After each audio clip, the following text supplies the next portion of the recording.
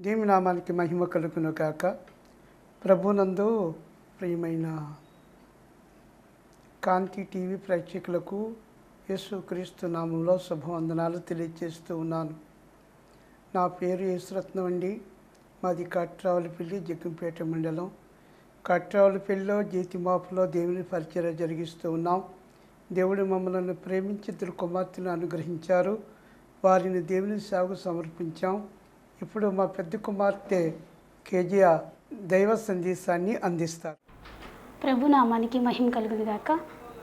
దేవుడు గతించిన వారి నుంచి వారి వరకు ఎంతగానో మనల్ని కాచి కాపాడిన విధానాన్ని బట్టి ఎంతగానో ఆయన్ని మనం స్తుతించవలసిన వారు ఉన్నాము. మరి దేవుడు మరి ఒకసారి కాంతి ఛానల్ ద్వారా మరి దేవుని వాక్యాన్ని చేత పట్టుకుని మీ గృహాలకి, మీ హృదయాల్లోనికి రావటానికి పరిశుద్ధాత్మ దేవుడు ఇచ్చినటువంటి ఈ యొక్క ఉచితమైన కృపను బట్టి ఎంతగానో ఆయన స్తుతిస్తూ ఉన్నాను. దేవుని వాక్యాన్ని మనం ధ్యానం చేసుకుందాం. దేవాతి దేవుని యొక్క ఉద్దేశం ఏంటి అని అంటే, మనము ఆయన స్వరూపమందు, ఆయన పోలికయందు, ఆయన యొక్క చేతి పనిగా మనం చేయబడ్డాము కనుక మరి దేవుని యొక్క ఉద్దేశం ఏంటి అని అంటే, ఆయన యొక్క మాట ప్రకారంగా, ఆయన యొక్క ఆజ్ఞ ప్రకారంగా మనం జీవించాలని ఆయన ఇష్టపడుతూ ఉన్నాడు. కాబట్టి దేవుని వాక్యము సజీవమైనది, బలము కలిగినది. ఎటువంటి ఖడ్గము కంటేను వాడిగా ఉండి రెండంచుల మరి వాడిగల ఖడ్గమై ఉండి మరి అదెంతగానో మన యొక్క జీవితాల్లో సరిచేసేదిగా ఉంటుంది. అలాగే దేవుని వాక్యము మనల్ని ఆదరించేది, దేవుని వాక్యము మనల్ని బలపరిచేది, దేవుని వాక్యము మనల్ని ఏ ఏ సమయాల్లో ఎలాగ ఉండాలో, లేదంటే ఏ ఏ సమయాల్లో మనం ఎలాగా జీవించాలో అది మనకి గొప్ప మరి మార్గదర్శిగా ఉంటుందని మనం గుర్తించాలి ప్రియమైన దేవుని జనాంగమా. కాబట్టి ఈ దినము పరిశుద్ధాత్మ దేవుడిచ్చిన మరి అంశాన్ని మనం ధ్యానం చేసుకుందాం.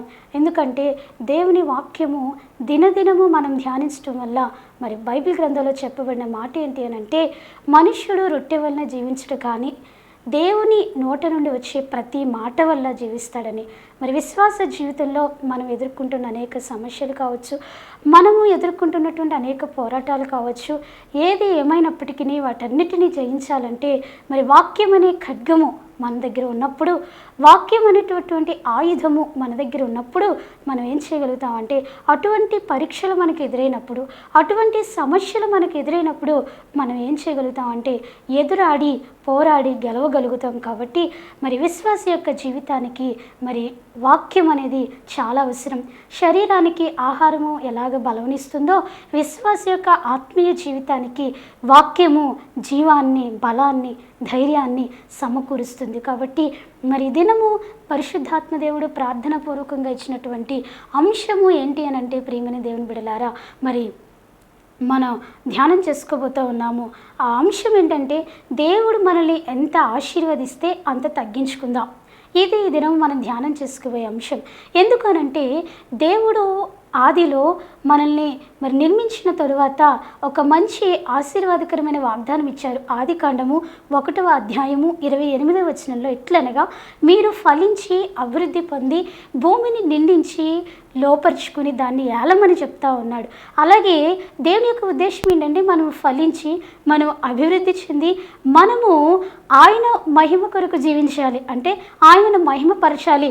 దేవుడు మనకిచ్చిన ఆశీర్వాదం ద్వారా, దేవుడు మనకిచ్చినటువంటి మరి గొప్ప పేరు ప్రఖ్యాతి ద్వారా ఏం చేయాలనంటే, దేవుణ్ణి మనము మరి మహిమపరిచేవారిగా ఉండాలని మరి యేసయ్య ఈరోజు మనతో మాట్లాడుతున్నారు. కాబట్టి రండి, మన యొక్క అంశంలోనికి మనం వెళ్ళబోతూ ఉన్నాం. ఈరోజు మన అంశం ఏంటంటే, ఎంత ఆశీర్వదిస్తే అంత మనం తగ్గించుకోవాలి.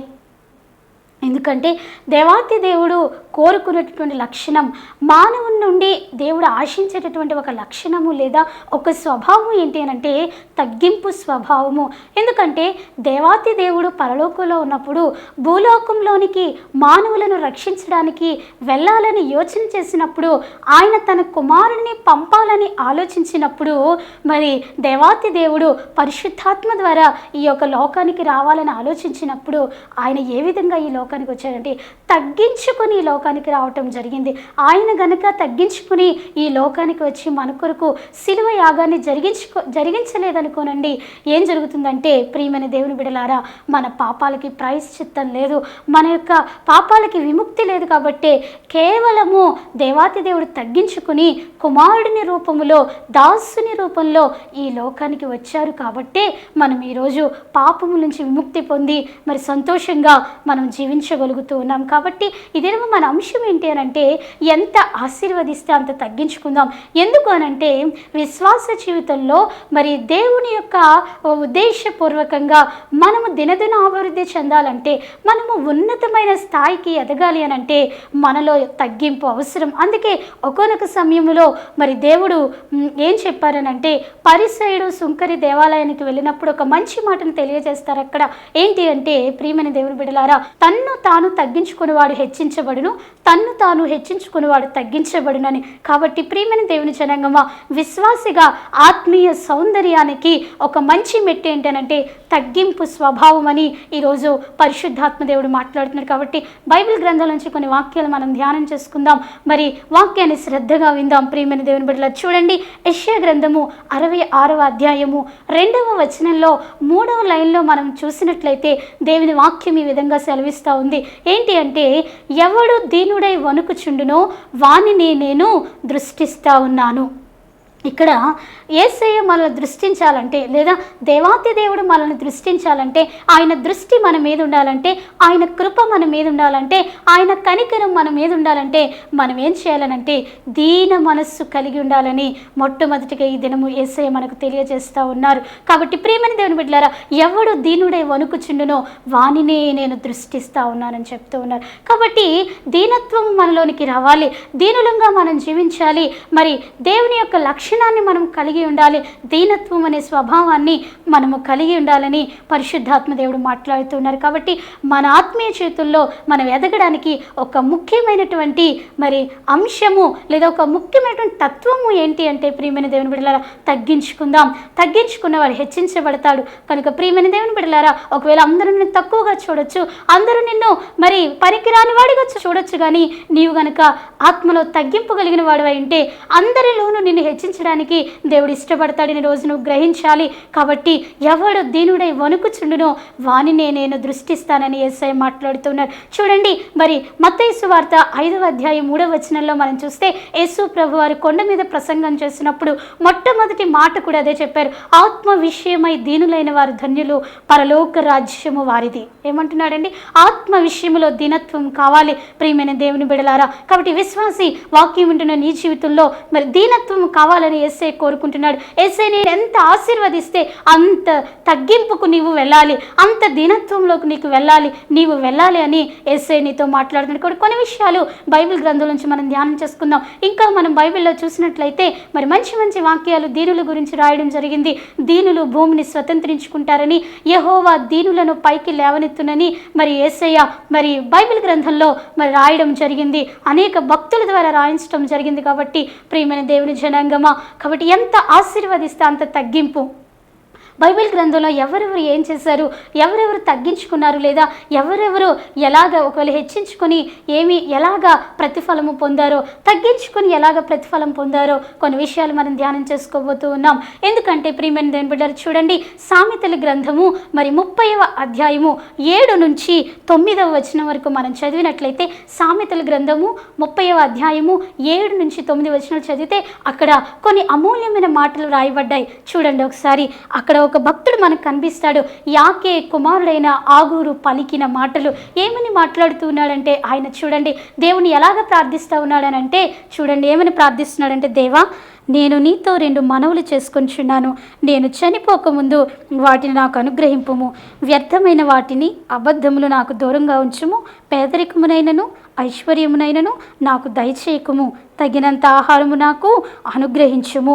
ఒకవేళ ఎక్కువైతే నేను నిన్ను మర్చిపోయి యెహోవా ఎవడనంటానేమో, ఒకవేళ తక్కువైతే భేదనై మరి నీ నామాన్ని దూషిస్తానేమో. ప్రభు అలా వద్దు, కానీ నాకు సమానమైన ఆశీర్వాదాన్ని, లేదంటే మరి సమానమైనటువంటి ఆహారాన్ని, నాకు తగినంత ఆహారాన్ని నాకు అనుగ్రహింపమని మరి ప్రార్థన చేస్తూ ఉన్నాడు. అయితే ప్రియమైన దేవుని బిడ్డలారా, ప్రస్తుత దినాలలో దేవుడు ఏం చేస్తూ ఉన్నారనంటే, మరి దేవుని యొక్క ఉచితమైన కృపను బట్టి ఎంతగానో ప్రతి ఒక్కరిని ఆశీర్వదిస్తూ ఉన్నాడు.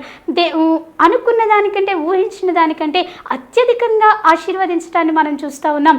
ఎందుకనంటే దేవుని యొక్క ఉద్దేశము మరి తన యొక్క బిడ్డలు ఉన్నతమైన స్థానంలో ఉండాలని.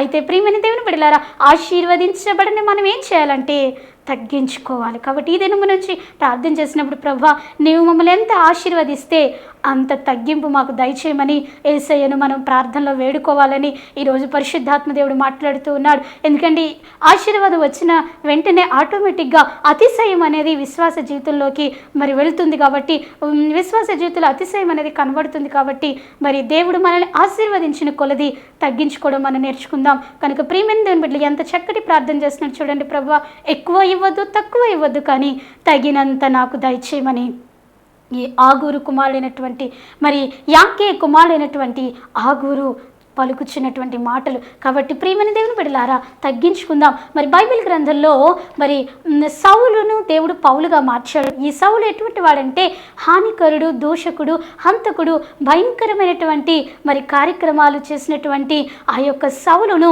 ఒక్కొక్క దినమున దమస్కు గేటు దగ్గర మరి ఏం చేశాడనంటే, మరి దేవాతి దేవుడు మాట్లాడి స్వరం వినిపించి పౌలుగా మార్చేశాడు, అంటే మంచిగా మార్చేశాడు. ప్రియమైన దేవుని బిడ్డలారా, ఆ పాత స్వభావం నుంచి పౌలుకు విడుదలనిచ్చాడు. అయితే ఈ పౌలు ఒక్కొక్క దినాన్ని ఆత్మీకంగా బలపడి దేవుని యొక్క ప్రేమను రుచి చూసి దేవుని యొక్క వరములతో ఫలములతో నింపబడి ఏమని సాక్ష్యం పలికాడో తెలుసా? ప్రియమైన దేవుని బిడ్డలారా, నేను క్రీస్తును పోలి నడిచిన ప్రకారము మీరును నన్ను పోలి నడుచుకొనుడని చెప్పినట్లుగా మనం చూస్తాం.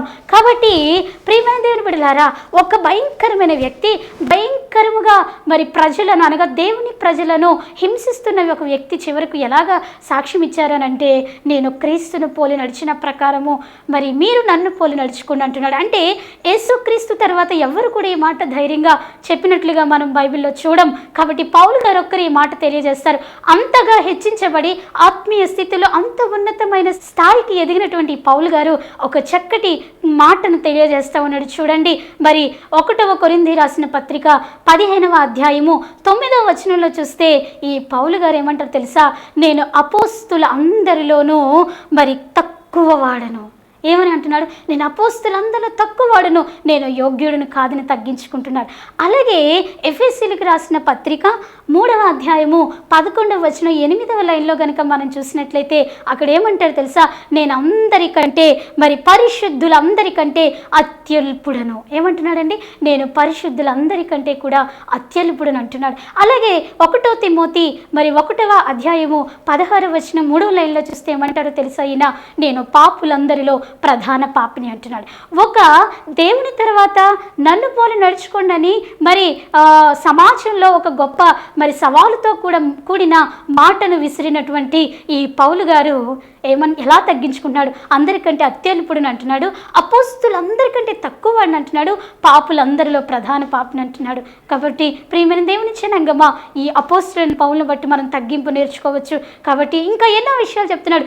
జీవించుచున్నది నేను కాదు, క్రీస్తే నాలో జీవిస్తూ ఉన్నాడని, మరి నా మట్టుకైతే బ్రతుకుటే క్రీస్తే, చావైతే లాభమని తను తగ్గించుకున్న విధానం మనం చూస్తున్నాం. కనుకనే పౌలు గారిని దేవుడు హెచ్చించినట్లుగా మనం చూస్తాం. కాబట్టి ఈ దినము యేసయ్య నీతో మాట్లాడుతున్నాడు. ఎంత ఆశీర్వదిస్తే, శారీరకంగా ఆశీర్వదించిన, ఆధ్యాత్మికమైన అనేక వరములతో నిన్ను నింపిన, ఆధ్యాత్మికంగా అనేక ఫలములతో నిన్ను నింపిన యేసయ్య కోరుకుంటున్నది తగ్గింపు. ఎంత ఆశీర్వదిస్తే అంత తగ్గింపు. అలాగే మనం బైబిల్ గ్రంథంలో చూద్దాం కొన్ని విషయాలు. దావీదు భక్తుడు ఒక విషయం తెలియజేస్తూ ఉన్నాడు. ఏంటంటే, కొందరైతే గుర్రమును బట్టి రథమును బట్టి అతిశయిస్తారు, కానీ మనమైతే మన దేవుని బట్టి అతిశయిద్దాం అని చెప్తూ ఉన్నాడు. కాబట్టి ఈరోజు ఈ వాక్యం ఉంటున్న నీవు దేన్ని బట్టి అతిశయిస్తూ ఒకవేళ గర్విస్తూ ఉన్నావేమో, ఒకవేళ నీవు ముందు దీన స్థితిలోంచి పైకి వచ్చి ఇప్పుడు దేవుడిని ఆశీర్వదించిన తర్వాత దేవుణ్ణి మర్చిపోయి ఒకవేళ మరి అతిశయాన్ని చూపిస్తూ ఉన్నావేమో, యేసయ్య నీతో మాట్లాడుతున్నారు. కనబడని గర్వం ఏదైనా ఉన్నదేమో నీలో, అది కూడా సరి చేసుకోమని వాక్యం ద్వారా మాట్లాడుతున్నాను. ఎందుకో తెలుసా, దేవుడు ఒక మాట చెప్పాడు, దేవుడు మరి దీనులకు కృప చూపి అహంకారులను ఎదిరిస్తాడట. పేతురు రాసిన పత్రికలో ఈ మాటను మనం చూస్తాం. దీనులకు కృపనిస్తాడట, అహంకారులు ఎదిరిస్తాడట. ఇంకొక మాట కీర్తన గ్రంథంలో ఏమని రాయబడిందంటే, యెహోవా మహోన్నతుడైనను దీనులను లక్ష్యపెట్టును, గర్విష్ఠులను దూరముగా ఎరుగును. ఆయన దూరం నుంచి కనపడతాడట. కీర్తన గ్రంథంలో ఇంకో చోట ఏమని రాయబడిందో తెలుసా ప్రియమైన దేవుని బిడ్డలారా, గర్విష్ఠులకు విరోధి అయి వారిని అణిచివేయును. కాబట్టి అంటే గర్వము అతిశయం అనేది మరి విశ్వాస జీవితాన్ని దేవుడి నుంచి ఏం చేస్తుందంటే దూరం చేస్తుంది. చూడండి, ప్రధాన దేవదూత అయినటువంటి లూసిఫర్ కూడా మరి దేవుని చేత మెప్పు పొందిన లూసిఫర్ ఒకనొక దినాన గర్వించింది, హెచ్చించుకుంది. ఏం చేసిందనంటే ప్రియమైన దేవుని బిడ్డలారా, ఆ గర్వం వల్ల మరి యెహోవా దేవుని మీద తిరగబడి పరలోకంలో యుద్ధము చేసుకుని ఓడిపోయి భూలోకానికి వచ్చినట్లుగా చూస్తున్నాం. కాబట్టి గర్వము నాశనానికి కారణం. కాబట్టి మనం ఏమాత్రము కూడా గర్వాన్ని మరి చవి చూడొద్దు, కానీ గర్వాన్ని మాలో ఉంచుకోవద్దు. కానీ ఈరోజు వాక్యం ద్వారా సెర్చ్ చేసుకొని లోపల ఎక్కడైనా మరి ఆత్మీయ గర్వము లేదంటే మరి లోపల ఎక్కడైనా ఉందేమో సరి చేసుకుందాం. ప్రియమైన ఎంత ఆశీర్వదిస్తే అంత తగ్గించుకుందామని పరిశుద్ధాత్మ దేవుడు మాట్లాడుతూ ఉన్నారు. ఎందుకంటే కొంతమంది ఆశీర్వాదం పొందిన తర్వాత కూడా ఏం చేస్తారంటే మరి ఆ యొక్క ముందు దేవుడు వారున్న దీనస్థితిని మర్చిపోయి ఇప్పుడున్న స్థితినే వాళ్ళు గర్వంగా చూపిస్తూ ఉంటారు. కాబట్టి దాన్ని కూడా దేవుడు మాట్లాడుతున్నారు. కొంతమంది ఏం చేస్తారు తెలుసా, మరి దేవుడిచ్చిన ఆశీర్వాదాన్ని ఎలాగ ఉపయోగించుకోవాలో ఎలా వాడుకోవాలో తెలియక ఏం చేస్తారంటే మరి ఆహారం కానీ ఏదైనా సరే ఎక్కువ వండేసుకొని కొంత పాడేస్తూ ఉంటారు. పోనీ పేదోళ్ళకి పెట్టరు, పక్కింటోళ్ళకి పెట్టరు, ఏం చేయరు. కానీ ఈరోజు యేసయ్య నీతో మాట్లాడుతున్నాడు, నీకు ఇచ్చిన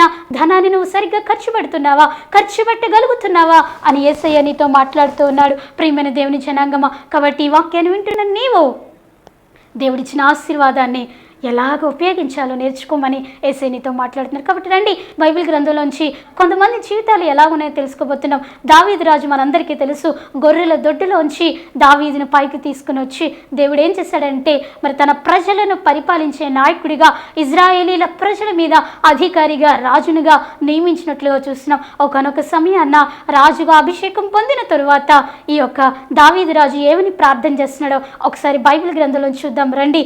మరి 2వ సమూయేలు గ్రంథము 7వ అధ్యాయము 18-19 వచనాలు చూస్తే ఈ విధంగా వ్రాయబడి ఉంది. దావీదు రాజు దేవుని మందిరము లోపల ప్రవేశించి యెహోవా సన్నిధిని కూర్చుండి ఇలాగు మనవి చేసెను, నా ప్రభువా యెహోవా, ఇంతగా నీవు నన్ను హెచ్చించుటకు నేనెంతటి వాడను, నా కుటుంబము ఏ పాటిదని దావీదు భక్తుడు మరి తెలియజేస్తా ఉన్నాడు. చూసారా, ఇంతగా నన్ను హెచ్చించడానికి నేను ఏ పాటి వాడను, నా కుటుంబము ఏ పాటిదని దావీదు భక్తుడు చెప్తున్నట్లుగా మనం చూస్తూ ఉన్నాం. కాబట్టి ప్రియమైన దేవుని జనాంగమా, ఈ యొక్క మరి వర్తమానం వింటున్న నీవు దావీదులాగా ప్రార్థన చేయగలుగుతున్నావా, లేదంటే చాలే నా ఆశీర్వాదము ప్రార్థన చేయడానికే నాకు టైం లేదు అని నిర్లక్ష్యం చేస్తూ ఉన్నావా, దేవుడు చేసిన మేలుని జ్ఞాపకం చేసుకోకుండా మర్చిపోతూ ఉన్నావా? ఎందుకంటే ఆశీర్వాదం వచ్చే వరకు మనం తెగ ప్రార్థన చేస్తాం, ఆశీర్వాదం వచ్చిన తర్వాత కూడా అట్టి మాదిరిలోనే ప్రార్థన చేయాలి. ఒకవేళ ఆశీర్వాదం పొందుకున్న తర్వాత ప్రార్థన జీవితాన్ని ఒకవేళ నిర్లక్ష్యం చేస్తూ ఉన్నావేమో యేసయ్య ఈరోజు నీతో మాట్లాడుతున్నారు. కాబట్టి దావీదు రాజు చూడండి, ఇంతగా నన్ను హెచ్చించడానికి నేనే పాటి వాడను, నా కుటుంబం ఏ పాటిదని ప్రార్థన చేయడం మనం చూస్తున్నాం. అదే రీతిలో ఇంకొక రాజును మనం చూద్దాం. బైబిల్ గ్రంథంలో 2వ దినవృత్తాంతాల గ్రంథము 26వ అధ్యాయంలో ఒక రాజు మనకు కనిపిస్తాడు. ఆయన పేరు ఉజ్జియారాజు. ఉజ్జియారాజు అతి చిన్న వయసులో, అంటే 16 ఏళ్ల వయసులో రాజ్యానికి పరిపాలన చేయడానికి వచ్చాడు. అయితే దేవుడు ఆ యొక్క ఉజ్జియారాజుని ఎలాగ ఆశీర్వదించాడంటే బహుగా ఆశీర్వదించాడట.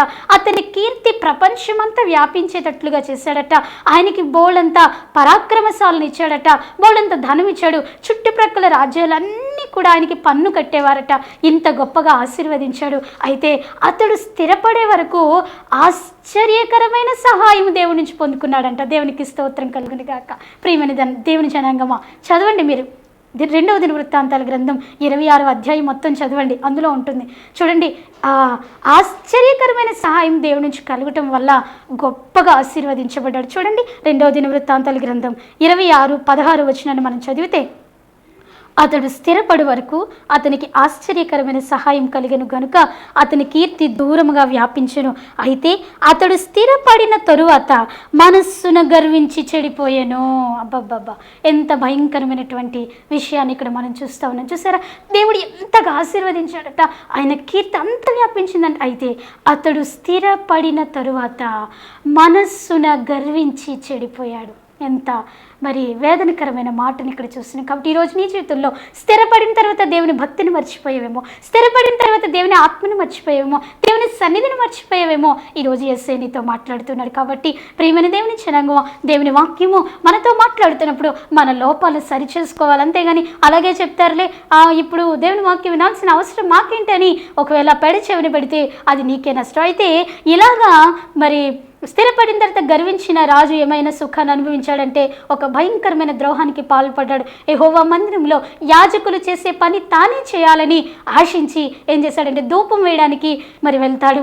మరి అక్కడున్న యాజకులందరినీ ఎదిరించి వెళ్తాడు. వెళ్ళినప్పుడు అక్కడ ఏం జరుగుద్దంటే వెంటనే యెహోవా ఉగ్రత అతని మీదకి వస్తుంది. నొసట మీద శాపగ్రస్తమైన కుష్ఠవ్యాధి అతనికి కలుగుతుంది. కలిగినప్పుడు ప్రియమైన దేవుని బిడ్డలారా, వెంటనే అక్కడి నుంచి అతను వెలివేసి బయటికి తీసుకొచ్చి రాజభోగాలు అనుభవించిన అతను మంచి భవంతుల్లో నివసించినటువంటి ఉజ్జియా కట ఒక ప్రత్యేకమైన ఇంటిలో పెట్టారట. ప్రత్యేకమైన ఇంట్లో పెట్టి చనిపోయేంత వరకు, ఎందుకంటే కుష్ఠవ్యాధి శాపగ్రస్తమైంది, అది చాలా వెలివేయబడినటువంటి పరిస్థితి ఆ దినాల్లో. కాబట్టి ఒక ప్రత్యేకమైన ఇంట్లో పెట్టారు. కుష్ఠవ్యాధితో మరణించిన రాజు కాబట్టి ప్రత్యేకమైన మరి రాజుల సమాధుల్లో ఆయన్ని సమాధి చేయాల్సి వచ్చింది. చూసారా, దేవుని ఉగ్రతకు మరి ఆయన చోటు ఇచ్చిన కారణాన ఏం జరిగిందనంటే మరి ఏమాత్రం కూడా సరైన మరణాన్ని మరి అతను పొందుకోలేకపోయాడు, నెమ్మది అయిన మరణాన్ని పొందుకోలేకపోయాడు. కాబట్టి ఆశీర్వాదం వచ్చిన తర్వాత మనం ఏం చేయాలంటే, ప్రభువా ఇది ఇచ్చినందుకు నీకు వందనాలు. ఒకవేళ నీకు రోజు ఈ కొత్త వస్తువు ఏదైనా ఇచ్చాడనుకో, దాన్ని నువ్వు అనుభవిస్తూ ఉన్నప్పుడు, ఉదాహరణకు కొత్త ఫ్యాన్ నీకు ఇచ్చాడనుకో, దాన్ని నువ్వు అనుభవిస్తున్నావు అంటే ఫ్యాన్ వేసుకుని ఆ చల్లదనాన్ని నువ్వు అనుభవిస్తున్నాడు. ప్రభువా ఈ ఫ్యాన్ ఇచ్చినందుకు వందనాలు. నీకు ఏసీ ఇచ్చారనుకో, ప్రభువా ఏసీ ఇచ్చినందుకు నీకు వందనాలు. నీకు కారు ఇచ్చాడనుకో, ఆ కారులో నువ్వు వెళ్తున్నప్పుడు యేసయ్యా ఈ కారు ఇచ్చినందుకు నీకు వందనాలు. అలా నీకు కొత్త డ్రెస్ ఇచ్చారనుకో, కొత్త డ్రెస్ వేసుకుంటున్నప్పుడు యేసయ్యా ఇది ఇచ్చినందుకు వందనాలు. లేని వాళ్ళకి కూడా దయచేయమని నీవు దేవుని సన్నిధిలో ప్రార్థన చేయగలిగినట్లయితే ఏం జరుగుతుందంటే నీ జీవితంలో ఇంకా నూతన ఆశీర్వాదాలు నువ్వు పొందుకోగలుగుతావు. కాబట్టి దావీదు రాజు ఎలాగ ప్రార్థన చేశాడో చూసాం. ఇంతగా హెచ్చించడానికి నేను నా కుటుంబం ఏ పాటిది అన్నాడు. మరి ఈ ఉజ్జియా రాజు అయితే స్థిరపడిన తర్వాత గర్వించి చెడిపోయాడట.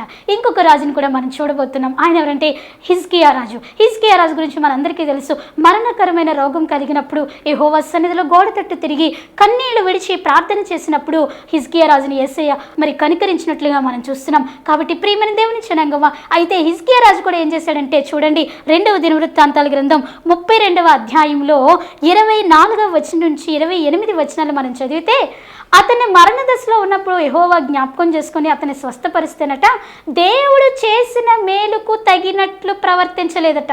ప్రస్తుత దినాల్లో కూడా చూడండి, స్వస్థపరిస్తే దేవుడు నమ్ముకుంటామండి, స్వస్థపరిస్తే అసలు చర్చే వదలవండి, లేదంటే మా అమ్మాయికి పెళ్ళి అయితే చర్చే వదలవండి, ఏదైనా మేలు జరిగితే మేము చాలా మరి దేవునికి కృతజ్ఞులుగా ఉంటామని చాలామంది చెప్తూ మళ్ళీ ఏం చేస్తారంటే ఆ అవసరం తీరిపోయిన తర్వాత, ఆశీర్వాదం వచ్చిన తర్వాత మరలా దేవుని ముఖం చూడరు, సన్నిధి ముఖం చూడరు, సేవకులకు కూడా కనిపించరు. ప్రియమైన దేవుని బిడ్డలారా, ఇటువంటి టైంలో ఈ రాజు కూడా అలాగే చేశాడు. దేవుడు చేసిన మేలుకు తగినట్లు ప్రవర్తించలేదట. అయితే యెహోవాకు కోపం వచ్చింది.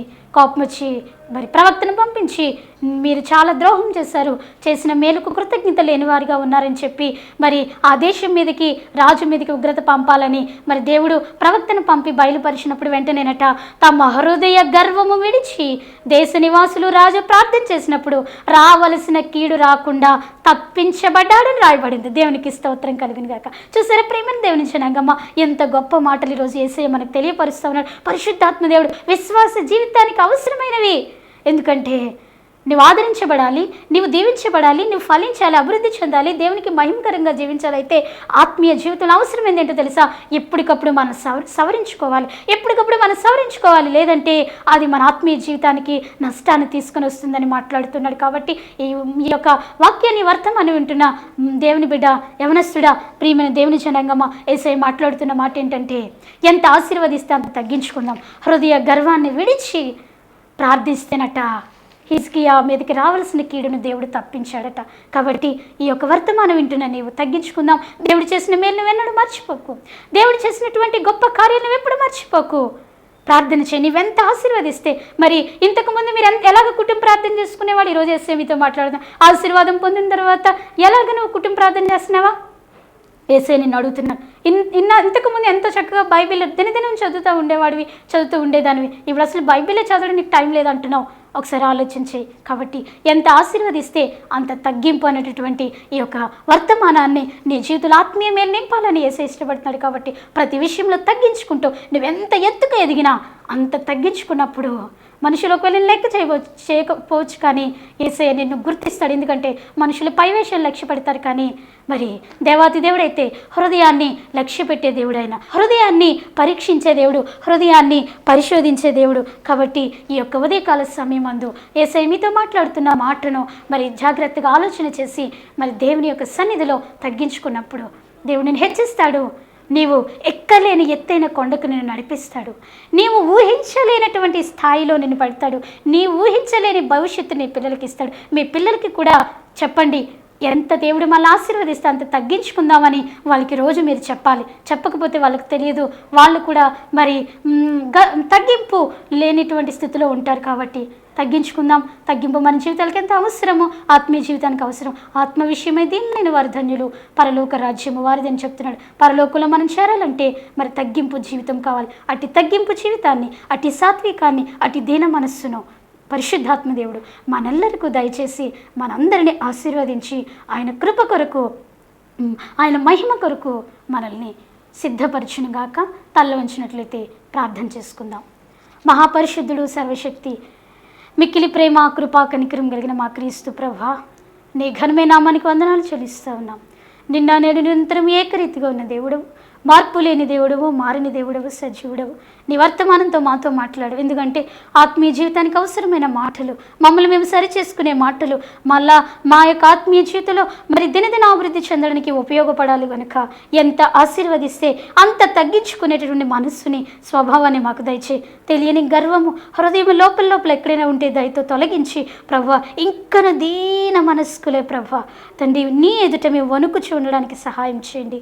కృప చూపించండి. వర్తమానం ప్రతి బిడ్డను దీవించండి. ఎవరి బలహీనతలతో, ఇరుకులతో, ఇబ్బందులు, సమస్యలు, వేదన, ఒంటరితనం, అనారోగ్యంతో బాధపడుతూ ఉన్నారో ప్రతి ఒక్కరిని ముట్టి స్వస్థపరిచి ఆరోగ్యం దయచేయండి. ఈ వాక్యాలు కేవలం విని విడిచిపెట్టడం కాదు, కానీ హృదయం అనే పలక మీద భద్రం చేసుకుని మంచి నేలను పడిన విత్తనము వలె ప్రభువ కార్యసిద్ధి కలుగ చేయడానికి నీ సహాయం దయచేయమని వేడుకుంటూ ఉన్నాం. కాబట్టి ప్రియమైన దేవుని, కాబట్టి యేసయ్య నీ సహాయం దయచేయండి. దీవించి ఆశీర్వదించండి. మెండైన దీవులతో నింపండి. తగ్గింపు ద్వారా కలిగే ఆశీర్వాదాలు మాకు బయలుపరిచే కాబట్టి అంత తగ్గించుకొని దేవా మేము నీలో కొనసాగే భాగ్యం మా అందరికీ నీ దయచేయండి. కృప చూపించండి, దీవించండి. నీ నుంచి వచ్చే మెప్పును మేము పొందుకోవడానికి సహాయం చేయండి. దీవించి ఆశీర్వదించి ఈ దిన దీవెన ఆశీర్వాదంతో నింపి నడిపించి మహిమ పొంది కృప చూపించమని మా ప్రభువును, ప్రియకుమారుడు, రక్షకుడైన యేసుక్రీస్తు వారి అతి శ్రేష్టమైన నామములో ప్రార్థన సమర్పించి అడిగి వేడుకొంచున్నాము తండ్రి. ఆమేన్. దేవుడు మిమ్మల్ని అందరినీ దీవించును గాక. మీ ప్రార్థన అవసరతలకే సంప్రదించవలసిన మా చిరునామా సిస్టర్ కేజియా, యెరూషలేం స్తుతి ప్రార్థనా మందిరం, కాట్రావులపల్లి, జగ్గంపేట మండలం, తూర్పుగోదావరి జిల్లా, కొత్తపేట స్ట్రీట్. మా ఫోన్ నెంబర్స్ 9885128054 మరియు 9704776211.